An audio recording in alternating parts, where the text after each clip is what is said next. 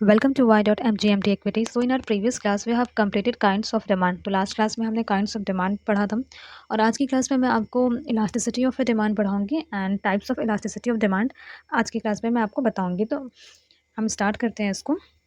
तो basically elasticity of demand होता क्या है और ये क्या बताता है, इसके बारे में मैं आपको अच्छे से डिटेल में आज बताऊंगी।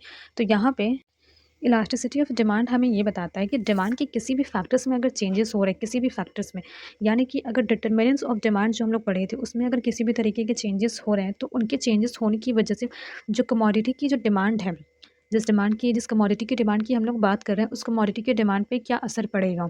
मतलब कि अगर फैक्टर्स अगर आपके चेंज हो रहा है, किसी भी फैक्टर्स में अगर चेंजेस हो रहे हैं तो फैक्टर्स के चेंज होने की वजह से कमोडिटी की क्वांटिटी डिमांडेड पे क्या असर पड़ेगा, यहाँ पे हम लोग इस चीज़ के बारे में देखते हैं।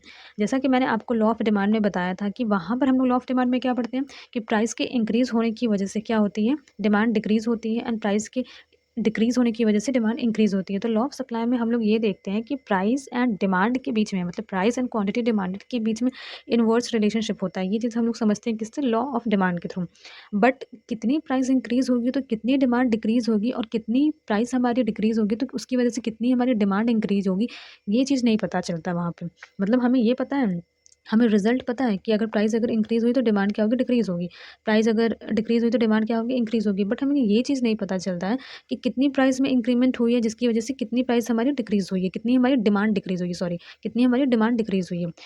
सेकेंडली ये भी चीज़ हमें पता नहीं चलता कि प्राइस में कितना प्राइस हमारा डिक्रीज़ हुआ है कि उसकी वजह से हमारी क्वांटिटी डिमांडेड कितनी इंक्रीज़ हुई है, हमें ये चीज़ नहीं पता चलता। मतलब ये कि हमें मैग्नीट्यूड ऑफ चेंज नहीं पता चलता है, हमें बस डायरेक्शन पता चलता है, मैग्नीट्यूड नहीं पता चलता है। तो इलास्टिसिटी ऑफ डिमांड की हेल्प से हम लोग ये चीज़ जानते हैं कि हमारी प्राइस अगर कुछ परसेंट से अगर इंक्रीज़ हो रही है तो प्राइस के कुछ परसेंट से इंक्रीज़ होने की वजह से कितनी परसेंट हमारी डिमांड में गिरावट आएगी।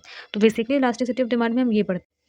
तो यहाँ पे लिखा है according to Marshall it refer to percentage change in quantity demanded for a commodity with respect to the percentage change in any factor affecting demand of that commodity. यहाँ पे हम लोग क्या पढ़ते हैं, मतलब मार्शल के अकॉर्डिंग, जो हमारे मार्शल थे, जो राइटर थे, उनके अकॉर्डिंग क्या कहा गया। राइटर मतलब एक तरीके से क्या, ये इकोनॉमिस्ट है, मार्शल हमारे क्या है, इकोनॉमिस्ट है। इनके अकॉर्डिंग क्या कहा गया, इनके अकॉर्डिंग ये बोला गया है कि इलास्टिसिटी ऑफ डिमांड क्या होता है। इलास्टिसिटी ऑफ डिमांड हमें ये बताता है percentage change in quantity demanded for a commodity. मतलब ये कि अगर हमारे किसी भी फैक्टर में चेंजेस आते हैं, वो सारे फैक्टर जो हमारी डिमांड को अफेक्ट कर रहे हैं, उन सारे फैक्टर्स में किसी भी तरीके के चेंजेस आते हैं तो हमारी क्वांटिटी डिमांडेड में कितनी परसेंट का इंक्रीमेंट होगा या कितनी परसेंट वो डिक्रीज होगा।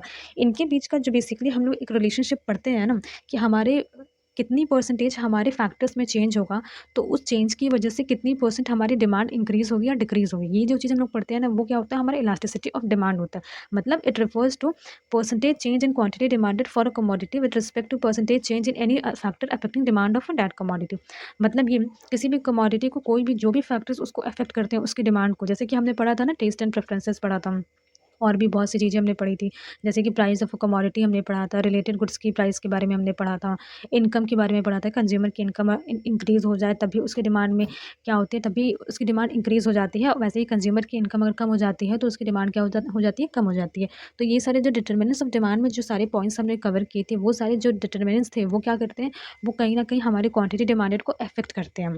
ठीक है।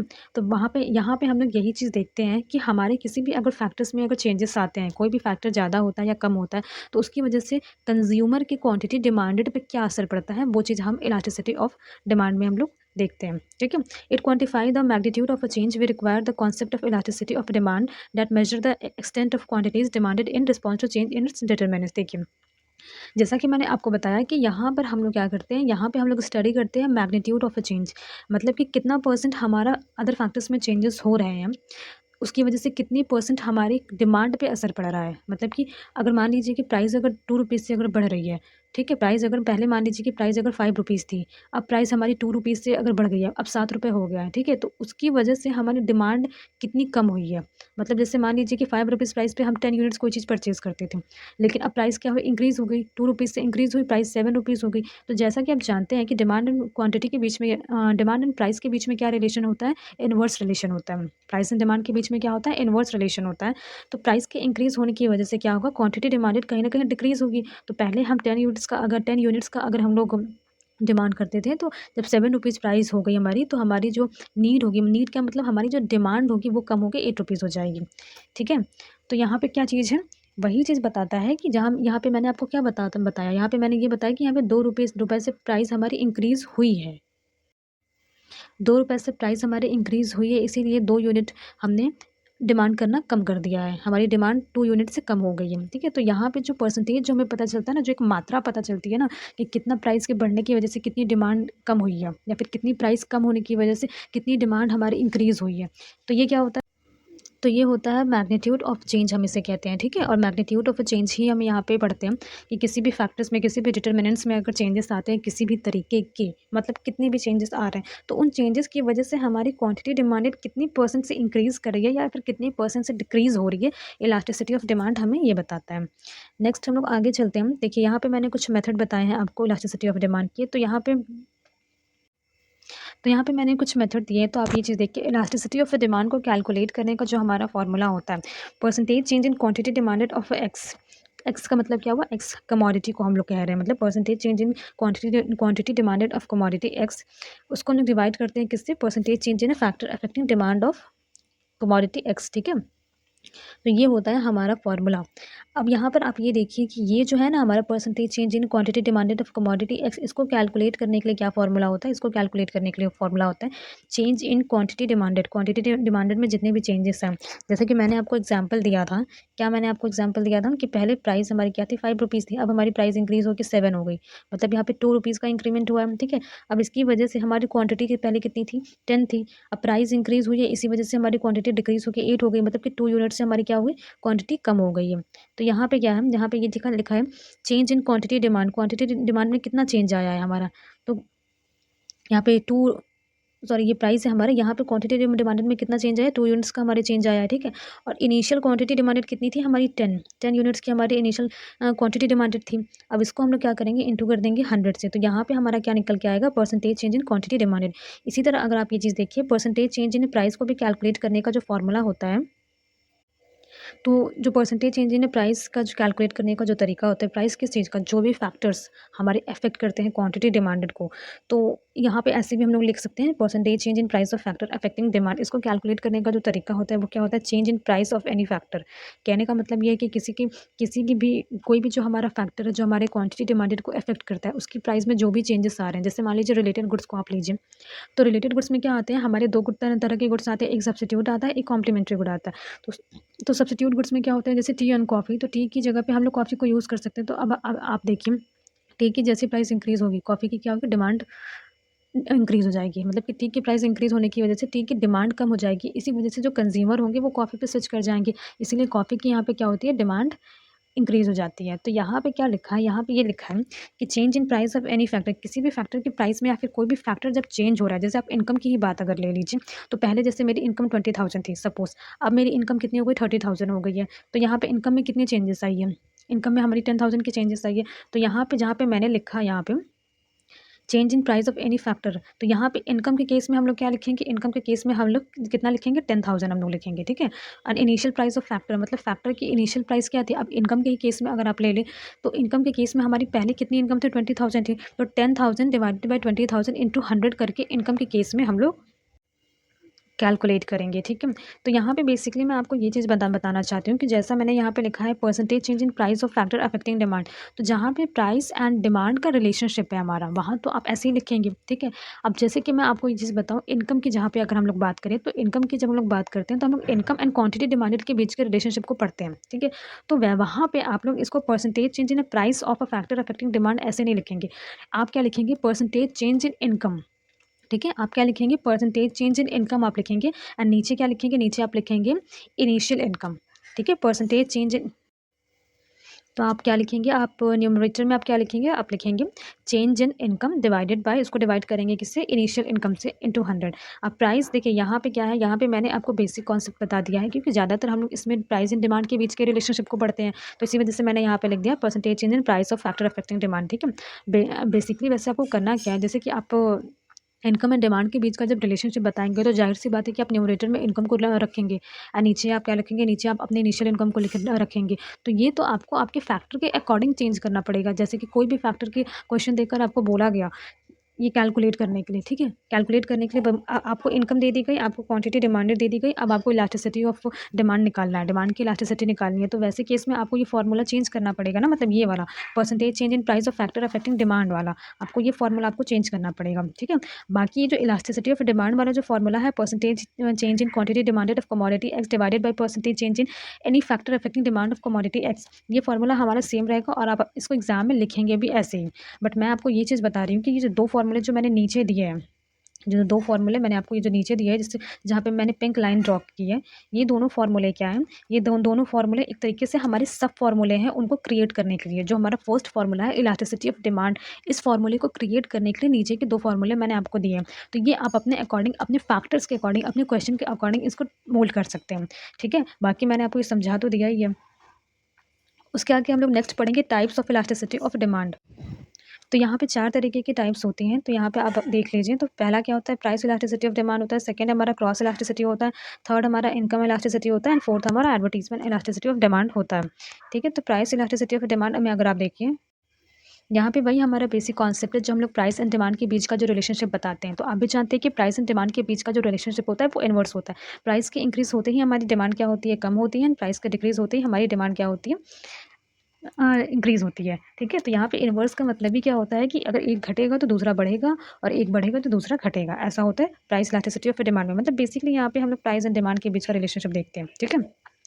Price elasticity of demand refer to the percentage change in demand for a commodity with respect to percentage change in price of given commodity. तो यहाँ पे हम लोग क्या पढ़ते हैं कि कितना परसेंट हमारी कमोडिटी की प्राइस में चेंज होता है, तो उसकी वजह से हमारी कितनी परसेंट डिमांड पे इफेक्ट पड़ता है उस कमोडिटी के।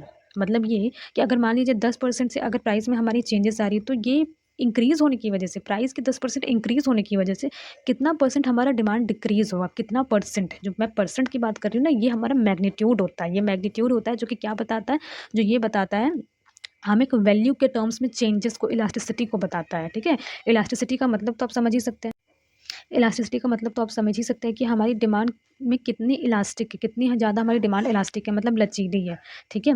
तो ये चीज़ हम लोग प्राइस इलास्टिसिटी ऑफ डिमांड में देखते हैं। It's show the percentage change in demand due to percentage change in price of commodity.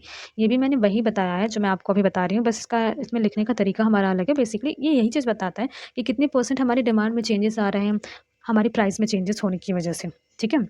अब इसको लिखा कैसे जाता है? देखिए, इसका फॉर्मूला क्या होता है, अगर आपको क्वेश्चन अगर इसका मिलता है तो आप उसको सॉल्व करना कैसे करना है। तो यहाँ पे लिखा है percentage change in quantity demanded, percentage change in quantity demanded that is divided by percentage change in price.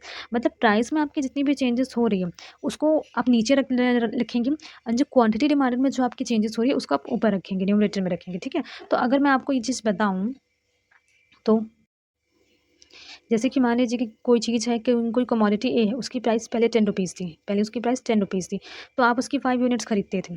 उसके बाद उसकी प्राइस क्या हुई? इंक्रीज़ होकर 15 हो गई, ठीक है? तो आपने क्या किया? उसकी 2 यूनिट्स आप खरीदना शुरू कर दिए। तो यहाँ पे जो चेंजेस आए वो कितने किया है? आपने प्राइस को 5 रुपीज़ से इंक्रीज़ किया है, ठीक है? तो प्राइस को 5 रुपीज़ से इंक्रीज़ करने की वजह से 3 यूनिट से आपकी डिमांड क्या हो गई है? कम हो गई है। तो आपके जो यहाँ पे चेंजेस पूछे जा रहे हैं ना, अब इन सारे वैल्यूज़ को, जो फ़ॉर्मूले मैंने आपको लास्ट स्लाइड में बताए थे, उस फ़ॉर्मूले में अगर आप रख दें, तो आपका कैलकुलेट होके निकल जाएगा percentage change in quantity demanded. जो मैंने फ़ॉर्मूला आपको बताया था उसके अगर उसमें आप रख दें उस फ़ॉर्मूले में, तो आप परसेंटेज के टर्म्स में इसका आंसर निकाल लेंगे, ठीक है? जैसे कि क्या हमारा फॉर्मूला था? Percentage change in quantity demanded of commodity x का फॉर्मूला हमारा क्या था कि हम लोग पहले न्यूमरेटर में क्या लिखते थे? चेंज इन क्वांटिटी डिमांडेड को लिखते थे, और हम लोग डिनोमिनेटर में क्या लिखते थे? जो हमारी इनिशियल डिमांड थी, इनिशियल क्वांटिटी डिमांड थी, उसको लिखते थे, और इसको हम लोग इंटू करते थे किससे? 100 से। तो हमारी परसेंटेज कैलकुलेट होकर आ जाती थी। अब वो जो वैल्यू हमारी आएगी वो हम लोग लिखेंगे कहाँ पे? Percentage change in quantity demand पे, ठीक है? अब परसेंटेज चेंज इन प्राइस को भी कैलकुलेट करने का भी यही सेम फॉर्मूला था, बस ये था वहाँ पे कि न्यूमरेटर में हम लोग जो चेंज होता था प्राइस में वो लिखते थे, एंड डिनोमिनेटर में हम लोग क्या लिखते थे? जो इनिशियल प्राइस जो हमारी थी वो लिखते थे, और इसको इंटू करते थे 100 से, ठीक है? तो उसको कैलकुलेट करने के बाद जो हमारी percentage change in price calculate होकर आ जाती थी। अब उसके बाद उस वैल्यू को अगर आप इस फॉर्मूले में रख देंगे, तो आपकी जो प्राइस इलास्टिसिटी ऑफ डिमांड है वो आपकी कैलकुलेट होकर आ जाएगी। आपको बस इस फॉर्मूले में उस सारे वैल्यूज़ को कैलकुलेट करके आपको बस इस फॉर्मूले में पुट करना है, तो उसके बाद आपकी ये कैलकुलेट होकर आ जाएगी। नेक्स्ट आप देखिए, मैंने इसका एक एग्जाम्पल दिया है। तो एग्जाम्पल से आप ये चीज़ समझ सकते हैं। देखिए, इनिशियल क्वांटिटी मैंने कितनी ली है? एप्पल की। यहाँ पे हम एप्पल की बात कर रहे हैं, ठीक है? एप्पल की ही डिमांड है, तो एप्पल की हम लोग बात करें तो इनिशियल क्वांटिटी हमारी कितनी है? 20 एप्पल्स। तो इनिशियल क्वांटिटी हमारे एप्पल्स की कितनी है, 20 यूनिट्स की है, ठीक है। अब यहाँ पे इनिशियल प्राइस अगर आप देखिए तो यहाँ पे 5 रुपीज़ पर एप्पल हम लोग ले रहे हैं, मतलब बेच रहे हैं, ठीक है। सेल कितनी है, 5 रुपीज़ पर एप्पल हमें मिल रही है, ठीक है। तो अगर आप ये चीज़ देखिए तो जैसे ही हमारी प्राइस इंक्रीज़ हुई, यहाँ पे देखिए कि हमारी इनिशियल प्राइस 5 थी, ठीक है। अब क्या हुई, मार्केट में प्राइस 7 रुपीज़ पर एप्पल हो गई, मतलब कि प्राइस इंक्रीज़ हो गई है कितने से, 2 रुपए से। 2 रुपए से हमारी प्राइस कितनी हो गई, इंक्रीज़ हो गई। अब जैसे प्राइस इंक्रीज़ हुई, लोगों ने खरीदना कम कर दिया। अब खरीदना कम कर दिया तो वो 20 एप्पल से उसकी डिमांड कम होकर 15 एप्पल पे डिमांड उसकी आ गई। मतलब ये यहाँ 5 यूनिट्स की डिक्रीज़ हुई है, 5 यूनिट्स एप्पल लोगों ने खरीदना कम कर दिया है। तो यहाँ पे हमारा जो चेंज इन क्वांटिटी, तो यहाँ पे चेंज इन क्वांटिटी डिमांडेड अगर आप देखिए तो यहाँ पे क्या चीज़ है, चेंज इन क्वांटिटी डिमांडेड को कैलकुलेट करने के लिए हमने फार्मूला लगाया। फार्मूला लगाया तो हम न्यूमरेटर में क्या लिखेंगे, चेंज इन क्वांटिटी। तो हमारी क्वांटिटी में कितने चेंजेस आए हैं, हमारी क्वांटिटी में चेंजेस आए हैं 5 यूनिट्स के, ठीक है। ये जो 20 लिखा है ये 5 के नीचे लिखा है, डिनोमिनेटर में, मतलब कि नीचे लिखा है, ठीक है। इसको हमें 5 को इससे डिवाइड करना है, ठीक। तो आप ये 20 आया है, सॉरी 20 नहीं, यहाँ पे बेसिक, हाँ 20 होगा यहाँ पे। क्यों यहाँ पे 20 होगा, क्योंकि percentage change in quantity demanded का फॉर्मूला हमारा क्या होता है, फॉर्मूला होता है change in quantity demanded divided by initial demand. हमारा इनिशियल डिमांड कितना है, इनिशियल डिमांड हमारे 20 एप्पल्स के। इसको जब हम लोग इंटू करते हैं 100 से, तो वहाँ पर हमारा आंसर कितना आता है, परसेंटेज में हमारा कितना आंसर आता है, 25 आता है। इसी तरह जब हम लोग प्राइस को कैलकुलेट करते हैं तो हम लोग न्यूमरेटर में क्या लिखते हैं, हम लोग लिखते हैं चेंज इन प्राइस, प्राइस में जितना चेंज आया है, कितना चेंज आया है, यहाँ पे 2 रुपये का चेंज आया है, तो उसको हम लोग ऊपर लिखेंगे, ठीक है। और इनिशियल प्राइस हमारी कितनी थी, इनिशियल प्राइस हमारी 5 रुपीज़ की थी, और इसको हम लोग इंटू करेंगे 100 से, तो हमारा जो आंसर आएगा वो 40 आएगा। नेक्स्ट आप देखिए इसके आगे हमने प्राइस इलास्टिसिटी ऑफ डिमांड, इसका फॉर्मूला लगाकर हमने इसको कैलकुलेट किया है। प्राइस इलास्टिसिटी ऑफ डिमांडेड हमने इसको कैलकुलेट किया है, तो इसका फॉर्मूला तो आप जानते ही हैं क्या है। उसके बाद मैंने इसको फॉर्मूला लगा के जब इसको कैलकुलेट किया तो इसका आंसर कितना आया, इसका आंसर आया 0.62। 0.62 आंसर आने का मतलब क्या हुआ, इसका मतलब ये हुआ, it means that every 1% increase in price, अगर प्राइस में 1% भी इंक्रीज हो रहा है, इसका मतलब ये कि हमारी 1% भी प्राइस में अगर इंक्रीज हो रहा है तो उसकी वजह से 0.62% डिमांड कम हो जा रही है। मतलब प्राइस अगर 1% से अगर इंक्रीज हो रही है तो उसकी वजह से जो डिमांड है वो 0.62% से कम हो जा रही है, ठीक है। तो अगर आप ये देखिए तो इस केस में ये क्या है, इस केस में अगर आप देखिए तो ये लेस इलास्टिक में आ जाएगा। क्यों, क्योंकि यहाँ पे हमारे प्राइस में क्या हो रहा है ना, ज़्यादा चेंजेस हो रहे हैं। यहाँ पे देखिए मैंने लिखा है ना कि प्राइस में 1% चेंज होने के कारण हमारी डिमांड में 0.62 चेंज हो रहा है। तो ये लेस इलास्टिक का केस आ गया, क्योंकि यहाँ पे प्राइस में ज़्यादा चेंजेस हो रहे हैं, और प्राइस में ज़्यादा चेंजेस होने की वजह से हमारी क्वांटिटी डिमांड चेंज तो हो रही है बट कम चेंज हो रही है, ठीक है। तो ये हमारा था price elasticity of demand. Next हम लोग पढ़ेंगे एडवर्टीजमेंट इलास्टिसिटी ऑफ डिमांड, ठीक है। तो बेसिकली ये होता क्या है, advertisement elasticity of demand refers to percentage change in sales of commodity with respect to percentage change in advertisement expenditure of goods. मतलब ये कि अगर किसी भी कमोडिटी की एडवर्टीज़मेंट एक्सपेंस में अगर हम लोग चेंज करते हैं, एडवर्टीज़मेंट के खर्चे में अगर हम लोग चेंज करते हैं, तो उसकी वजह से हमारे सेल्स में, उस कमोडिटी की सेल्स में कितनी परसेंट की चेंजेस आते हैं, ठीक है। जैसे मान लीजिए कि कोई फर्म ने कोई कमोडिटी बनाई, ठीक है, अब उसकी वो एडवर्टीज़मेंट करी, तो एडवर्टीज़मेंट करने का सबसे बड़ा पर्पज़ क्या होता है, ताकि वो लोगों को अवेयर कर सके उस प्रोडक्ट से, ठीक है। उसको उनकी जानकारी दे सके कि हाँ हम ऐसा प्रोडक्ट भी बनाते हैं, हमारे प्रोडक्ट के ये फीचर्स है, ये क्वालिटीज़ है, वगैरह वगैरह जो भी उसका होता है। किस हिसाब से आप एडवर्टीज़मेंट कर रहे हैं, आप अपने एडवर्टीज़मेंट में कितना कॉस्ट लगा रहे हैं, कितना आप खर्चा कर रहे हैं, ये चीज़ भी आप डिपेंड करता है आपकी सेल्स को बढ़ाने के लिए। आपकी सेल्स इस वजह से भी इंक्रीज़ होती है। आप जितना अच्छा एडवर्टीज़मेंट करेंगे, जितना ज़्यादा आप एडवर्टीज़मेंट करेंगे, उतना ज़्यादा आपके सेल्स क्या होगा, इंक्रीज़ होगा। तो basically advertisement elasticity of demand में हम लोग यही चीज़ पढ़ते हैं कि हम लोग एडवर्टीज़मेंट एक्सपेंडिचर में कितने परसेंट का हम लोग चेंज करें, कितने परसेंट का चेंज करते हैं, कितने परसेंट का चेंज करने की वजह से कितने परसेंट हमारी सेल्स इंक्रीज़ होती है, ये हम लोग क्या देखते हैं, एडवर्टीज़मेंट इलास्टिसिटी ऑफ डिमांड में देखते हैं। मतलब ये percentage change in sale of commodity with respect to percentage change in advertisement expenditure of goods. मतलब ये कि अगर मान लीजिए पहले हम लोग 20% एडवर्टीज़मेंट में हम लोग देते थे, तो अब हम लोग 30% दे रहे हैं। तो 30% मतलब कि हमने अपने एडवर्टीज़मेंट एक्सपेंडिचर को इंक्रीज़ किया। अब ज़ाहिर-सी बात है कि एक्सपेंडिचर अगर इंक्रीज़ किया तो भाई हमारा सेल्स भी तो बढ़ेगा ना। तो कितना परसेंट हमारा सेल्स बढ़ रहा है, ये चीज़ जो हम लोग पता लगाते हैं ना, वो हम लोग कैसे पता लगाएँगे, एडवर्टीज़मेंट इलास्टिसिटी ऑफ डिमांड के थ्रू। तो इसका फॉर्मूला देखिए, इसका फॉर्मूला क्या लिखा है, यहाँ पे लिखा है percentage change in sales divided by percentage change in advertisement expenditure.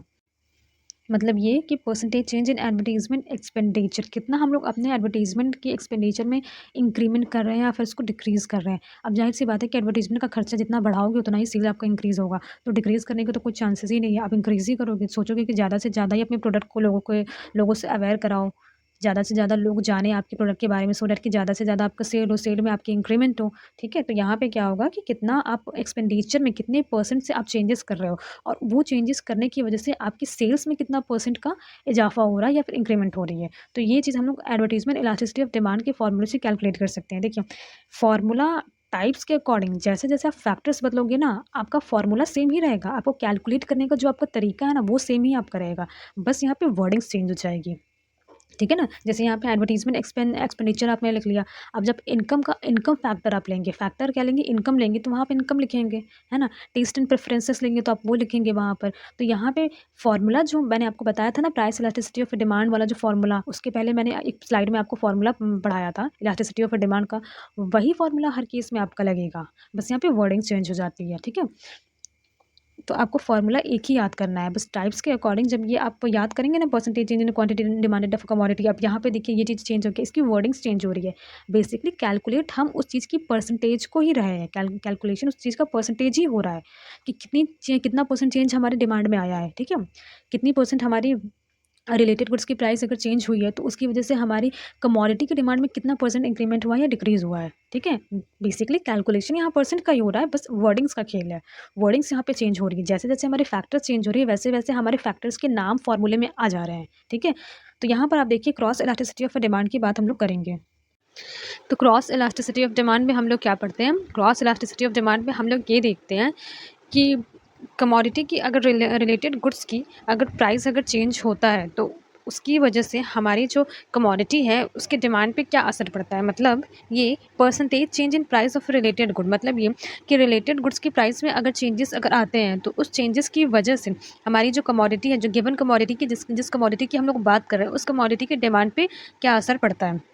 तो अगर यहाँ पर अगर आप ये चीज़ देखिए, तो रिलेटेड गुड्स में 2 तरीके के गुड्स आते हैं। कौन-कौन से गुड्स आते हैं? मैंने आपको बताया है, सब्स्टिट्यूट गुड्स आता है और कॉम्प्लीमेंट्री गुड्स आते हैं। तो सब्स्टिट्यूट गुड्स क्या गुड्स होते हैं? सब्स्टिट्यूट गुड्स वो गुड्स होते हैं जिनका यूज़ एक-दूसरे की जगह पे किया जाता है, ठीक है? जैसे मैंने टी एंड कॉफ़ी का एग्ज़ाम्पल आपको पहले दिया था।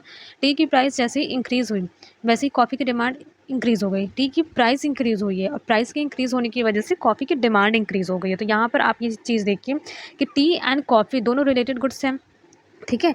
यहाँ पे प्राइस इंक्रीज़ हुई है टी की, लेकिन उसकी वजह से हमारी कॉफ़ी की डिमांड इंक्रीज़ हो गई है। कैसे? टी की जैसे ही प्राइस इंक्रीज़ हुई, वैसे टी की डिमांड कम हो गई, और टी की डिमांड जब कम हो गई, तो जो कंज़्यूमर थे वो स्विच करके कहाँ पे चले गए? कॉफ़ी पे चले गए, ठीक है? उनके लिए कॉफ़ी अफोर्डेबल हो गया। तो क्रॉस इलास्टिसिटी ऑफ डिमांड में हम लोग ये पढ़ते हैं कि अगर रिलेटेड गुड्स के प्राइसेज़ में अगर चेंज आ रहे हैं, तो उसकी वजह से हमारे गिवन कमोडिटी के डिमांड पे क्या असर पड़ता है, ठीक?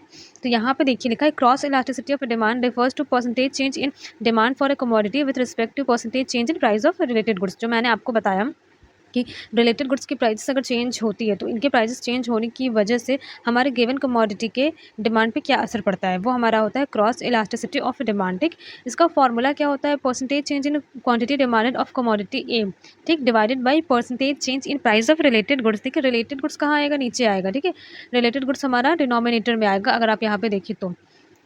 And percentage change in quantity demanded कितना कहाँ पर आएगा? वो न्यूमरेटर में आएगा। तो percentage change in quantity demanded of commodity A, ये हमारा क्या आएगा? डिमांड हमारा न्यूमरेटर में आएगा, और हमेशा हमारा प्राइस जो रहेगा वो नीचे आएगा। तो जैसा मैंने आपको लास्ट में बताया था कि आपको किस तरीके से आपको फार्मूले के थ्रू इसको कैलकुलेट करना है, बस वही सारे फार्मूले आपको पुट कर देने हैं, तो आपका ये आंसर निकल के आ जाएगा। वैसे बेसिकली क्वेश्चन ज़्यादातर पूछा जाता है प्राइस इलास्टिसिटी ऑफ डिमांड से, क्वेश्चन ज़्यादातर पूछा जाता है। बाकी इसका फार्मूला आप याद रख सकते हैं। अब आप ये चीज़ भी समझिए कि अगर आपको percentage change in quantity demanded of commodity A अगर कैलकुलेट करना है, ठीक है, तो आप सबसे पहले क्या करेंगे? देखिए, जैसे कि मान लीजिए कि पहली क्वांटिटी आपकी क्या थी? 100 यूनिट्स की थी, ठीक है? नई क्वांटिटी आपकी 150 यूनिट्स की हो गई। तो यहाँ पर अगर आप डिफरेंस देखें, तो यहाँ पे 50 यूनिट्स का डिफरेंस है, ठीक है? परसेंटेज के टर्म्स में जब आप इसको कैलकुलेट करेंगे, तो इसका फॉर्मूला हमारा क्या था? इसका फॉर्मूला हमारा था change in quantity demanded divided by initial demand into 100। मतलब कि हमारा चेंज कितना हुआ? हमारा 50 यूनिट्स का चेंज हुआ। हमारा चेंज हुआ है 50 यूनिट्स का, ठीक है? इनिशियल हमारा 100 यूनिट्स की डिमांड थी, एंड इसको हम लोग जब 100 से इंटू करेंगे यहाँ पर, तो ये हमारा क्या निकल के आया? परसेंटेज में इसका आंसर निकल के आ जाएगा। उसी तरह अगर रिलेटेड गुड्स की प्राइस को आप परसेंटेज में अगर कैलकुलेट करेंगे, तो इस केस में भी आपको क्या होगा? जैसे सपोज़ मान लीजिए कि 100 यूनिट्स हमें हमें मान लीजिए कि 50 रुपीज़ प्राइस पे हमें मिल रहे थे, ठीक है? और अब उसकी प्राइस 70 हो गई है। तो यहाँ पर डिफरेंस कितने का है, डिफरेंस यहाँ पे 20 का है, 20 का डिफरेंस है ना। तो इसको कैलकुलेट करने के लिए हम लोग क्या करेंगे, चेंज इन प्राइस हमारी कितनी थी, 20 थी, और इनिशियल प्राइस हमारी कितनी थी, 50 थी, और इसको इंटू कर देंगे 100 से। तो ये जो हमारा आंसर निकल के आएगा ये होगा हमारा percentage change in price of related goods. ठीक है, तो उसके बाद क्या करेंगे, जो भी आपका आंसर निकल के आएगा आप इसको इस फॉर्मूले में रख देंगे तो आपका कैलकुलेट होकर आ जाएगा क्रॉस इलास्टिसिटी ऑफ डिमांड। देखिए जो चीज़ भी मैंने कैलकुलेट किया है वो सारे लास्ट वाले फॉर्मूले के हिसाब से मैंने कैलकुलेट किया है, जो मैंने आपको यहाँ पे बताया था। मैं दिखा रही हूँ, हाँ यहाँ पे जो मैंने आपको बताया था ना, ये वाला जो फॉर्मूला है हमारा, इसी फॉर्मूले के हिसाब से मैंने कैलकुलेट किया है सब कुछ। ठीक है, तो यहाँ पर अगर आप चीज़ देखें तो हमारा हर केस में हर टाइप को कैलकुलेट करने का जो हमारा फॉर्मूला है वो एक ही है। ठीक है, बस यहाँ पे वर्डिंग्स चेंज हो जा रहे हैं, मतलब फॉर्मूले में जो चीज़ आप लिख रहे हैं ना, जैसे जैसे आपके फैक्टर्स चेंज होंगे वैसे वैसे आपको वो चीज़ भी चेंज हो जाएगा। जैसे यहाँ पे क्वांटिटी डिमांडेड ऑफ कमोडिटी और गुड्स, ये यहाँ पे हमने लिख दिया है। वैसे इनकम के केस में अगर आप देखिए तो हमने नीचे इनकम लिख दिया है। ठीक है, तो देखिए नेक्स्ट हमारा क्या है, नेक्स्ट टाइप हमारा क्या है, इनकम इलास्टिसिटी ऑफ डिमांड। अब जैसा कि आप जानते हैं, मैंने आपको पहले भी ये चीज़ बताया है, डिटरमिनेंट्स ऑफ डिमांड वाले वीडियो में मैंने आपको ये चीज़ बताया कि हमारे इनकम और कंज्यूमर के डिमांड के बीच में जो रिलेशनशिप होता है वो डायरेक्ट होता है। मतलब ये कि जैसे मान लीजिए कि अभी आप 20,000 अर्न कर रहे हैं, तो आपकी जो डिमांड है वो कम है। कल को आप मान लीजिए 25,000 आपकी सैलरी होगी, तो जाहिर सी बात है कि आपकी सैलरी में जब इंक्रीमेंट होगा तो आपकी डिमांड भी इंक्रीज़ हो जाएगी, आप कुछ एक्स्ट्रा चीज़ें खरीदना चाहेंगे। तो यहाँ पे क्या होता है कि इनकम एंड क्वांटिटी डिमांड के बीच में क्या होता है, डायरेक्ट रिलेशन होता है। क्या होता है यहाँ पे, डायरेक्ट रिलेशन होता है इन दोनों के बीच में। ठीक है, यहाँ पे इनवर्स रिलेशन नहीं काम करता है। तो वही देखिए, income elasticity of a demand refers to percentage change in demand for a commodity with respect to percentage change in income of consumer. मतलब ये कंज्यूमर की इनकम जैसे जैसे चेंज होगी, ठीक है, जिस हिसाब से चेंज होगी उस हिसाब से हमारी जो गिवन कमोडिटी रहेगी उसकी डिमांड भी करना वो चेंज कर देगा। जैसे कि हम, मेरी इनकम कितनी थी, मेरी इनकम मान लीजिए थी, मेरी इनकम मान लीजिए थी 20,000। ठीक है, तो मैं कितना, मेरी इनकम 20,000 थी, तो मेरा क्या आदत थी कि हर महीने या फिर ऑल्टरनेट मंथ में मैं एक ड्रेस खरीदती थी अपने लिए। ऑल्टरनेट मंथ पे मैं एक ड्रेस अपने लिए खरीदती थी। अब मेरी इनकम इंक्रीज़ होकर 30,000 हो गई है। तो भाई मेरी इनकम इंक्रीज़ हुई है, तो अब मैं क्या करूँगी, हर मंथ मैं चाहूँगी तो एक ड्रेस अपने लिए खरीद सकती हूँ। मतलब कि पहले मैं अल्टरनेट मंथ्स पे खरीदती थी, अब क्या करूँगी, मैं हर मंथ खरीद सकती हूँ। ठीक है, तो जैसे जैसे आपकी इनकम इंक्रीज़ हुई, आपकी डिमांड भी इंक्रीज़ हुई। ठीक है, अब जैसे मान लीजिए कि किसी की इनकम कम हो जा रही है, ठीक है, 15,000 हो गई, जैसे मान लीजिए किसी की इनकम 15,000 हो गई, तो ऐसे केस में वो नहीं खरीदेगा, या फिर हो सकता है कि वो 4 महीने पे एक ड्रेस खरीद ले, ऐसा होगा। तो जैसे अगर आपकी इनकम इंक्रीज़ होगी, इनकम को हम कैसे डिनोट करते हैं, इनकम को हम लोग डिनोट करते हैं वाई से। वाई अगर आपकी इंक्रीज़ होगी तो आपकी डिमांड क्या होगी, इंक्रीज़ होगी। वाई अगर आपकी डिक्रीज़ होगी तो डिमांड भी आपकी क्या होगी, डिक्रीज़ होगी। ठीक है, तो ये हमारा क्या होता है, income elasticity of a demand. Income elasticity of a demand refers to percentage change in demand for commodity with respect to percentage change in income of consumer. ठीक है, तो यहाँ पे हम लोग क्या बात कर रहे हैं, percentage change in demand for a commodity with respect to percentage change in income of consumer. Consumer की इनकम में जैसे जैसे चेंजेस आएगी वैसे वैसे गिवन कमोडिटी की जो डिमांड होगी चेंज होगी। ठीक, अब इसका फॉर्मूला अगर आप देखिए तो फॉर्मूला क्या है, percentage change in quantity demand. ठीक है, तो ऊपर क्या हम लोग कैलकुलेट करेंगे, चेंज इन क्वांटिटी डिमांडेड को परसेंटेज की फॉर्मूले से हम लोग वो कैलकुलेट करेंगे, और उसके डिवाइड में हम लोग क्या लिखेंगे, डिवाइड में हम लोग परसेंटेज चेंज इन इनकम को हम लोग कैलकुलेट करेंगे। तो हम लोग percentage change in quantity demanded को कैलकुलेट करने के लिए हम लोग कौन सा फॉर्मूला लगाएंगे, वही जो लास्ट फॉर्मूला मैंने आपको बताया था, जो हम लोग ने इलास्टिसिटी ऑफ डिमांड वाली स्लाइड में जो कवर किया था, वही फॉर्मूला यूज़ करके हम लोग numerator as well as denominator दोनों को कैलकुलेट कर देंगे। ठीक, और हमारा आंसर आ जाएगा। अब देखिए यहाँ पे मैंने प्रोपोर्शनेट मेथड भी लगा के रखा है, मतलब बताया कि प्रोपोर्शनेट मेथड बेसिकली होता क्या है। तो देखिए हमने लास्ट स्लाइड में मतलब कि इलास्टिसिटी ऑफ डिमांड वाले स्लाइड में, कौन सी स्लाइड की बात मैं कर रही हूँ, ये इस स्लाइड की, रुकिए मैं दिखा रही हूँ, इस स्लाइड की मैं बात कर रही हूँ। इस स्लाइड में जहाँ पे मैंने फॉर्मूले लिखे हैं, method to calculate elasticity of a demand, ये सारे फॉर्मूले जो मैंने आपको दिए हैं, ये देखिए मैंने प्रॉपर वर्डिंग्स के साथ दिए हैं। अब ये क्या है, ये परसेंटेज मेथड इसको बोला जाता है। ठीक है, अब जब आप इसका प्रोपोर्शनेट मेथड में, अगर आप जैसे मान लीजिए आपसे पूछ लिया गया कि प्रोपोर्शनेट मेथड होता क्या है, तो आपको वो चीज़ बताना होगा। प्रोपोर्शनेट मेथड में जब आप फॉर्मूले लिखते हैं तो आप इस तरीके से फॉर्मूले लिखते हैं, लिखा वही चीज़ है। देखिए जो ये ट्रायंगल है ना, ये ट्रायंगल का मतलब क्या होता है, चेंज। ये है क्या, किसको डिनोट करता है, चेंज को। तो आप यहाँ पे देखिए चेंज इन क्वांटिटी डिमांडेड, ये लिखा है ना आपका, ये आपका लिखा है, तो ये आपका क्या है, चेंज इन क्वांटिटी डिमांडेड। इसके डिवाइड में हमारी क्वांटिटी लिखी है, तो ये हमारी क्या है, इनिशियल क्वांटिटी है। अब इसको हम लोग क्या करते हैं, 100 से इंटू करते हैं, तो हमारा क्या कैलकुलेट होकर आता है, change in quantity demanded calculate होता होकर आता है परसेंटेज के फॉर्मूले में जो हमने पढ़ा था, बस उसी को प्रोपोर्शनेट मेथड में देखिए हमने लिख दिया है।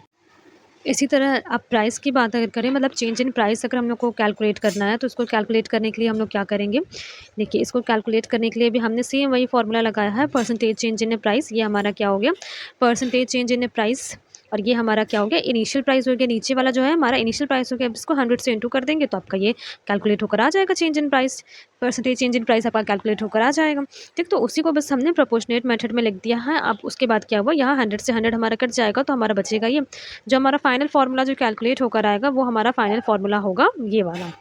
मतलब ये कि जैसे मान लीजिए कि एग्जाम में आपको कोई क्वेश्चन अगर मिल रहा है तो आप इस फार्मूले के साथ भी उसको कैलकुलेट कर सकते हैं। ठीक है, मतलब ये कि जहाँ पे ट्रायंगल क्यू यहाँ पे लिखा है, यहाँ पे आप लिखेंगे चेंज इन क्वांटिटी डिमांडेड, जहाँ पे ट्रायंगल पी लिखा है आप लिखेंगे चेंज इन प्राइस, उसके बाद इनटू करके आप ऊपर लिखेंगे तो आपका क्या होगा, इनिशियल प्राइस होगा, और नीचे लिखेंगे तो आपका क्या होगा, क्वांटिटी डिमांडेड।